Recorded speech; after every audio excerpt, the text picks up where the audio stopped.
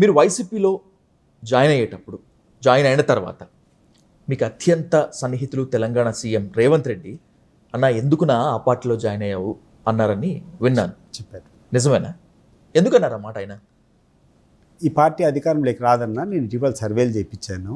Okay, ఇన్ని రోజులు ఉన్నారు కదా, ఇప్పుడు ఎందుకు ఈ టైంలో మీరు పోవడము, ఆ పార్టీ అధికారంలోకి వస్తుందని చెప్పారు.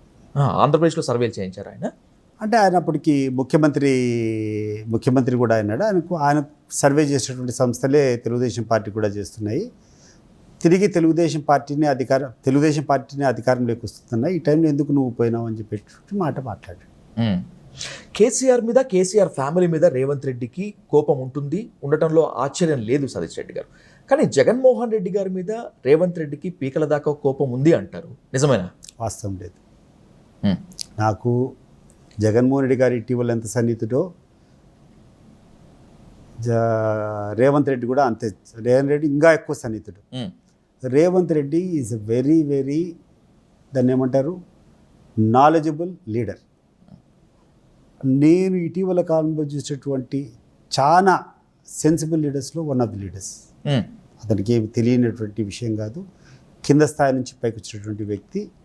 ఎవరిని కక్ష చేసుకోవాలా లేకుంటే ఏదో చేయాలనేటువంటి కథ కానీ లేకుండా ఉంటే ఒకరి మీద ద్వేషం ఉండేటువంటి వ్యక్తి కూడా కాదు.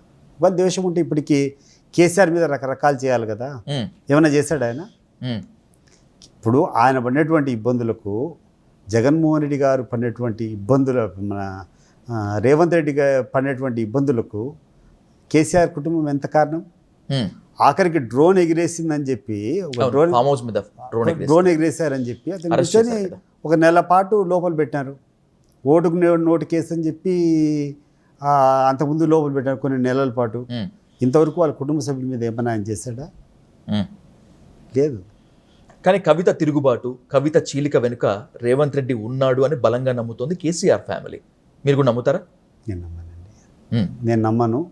అట్లా చేయాల్సినటువంటి అవసరం కూడా లేదనుకుంటారు Revanth Reddy. The most important thing question, Telangana పాలనా వ్యవహారాల్లో చంద్రబాబు నాయుడు గారి జోక్యం ఉంటుంది, చంద్రబాబు నాయుడు గారి డిరెక్షన్లోనే రేవంత్ రెడ్డి నడుస్తున్నాడు అనేటువంటిది ఇంకొక ప్రధానమైన ఆరోపణ. టీఆర్ఎస్ మాత్రమే కాకుండా అక్కడ పార్టీలు చేస్తూ ఉంటాయి. 100కి 100 ఉండదు. రేవంత్ రెడ్డి అంత అమాయకుడు కాదు. ఆయనకు వీళ్ళందరికంటే తెలివితేటలతో నడుపుకోగలిగినటువంటి సామర్థ్యం ఉంది.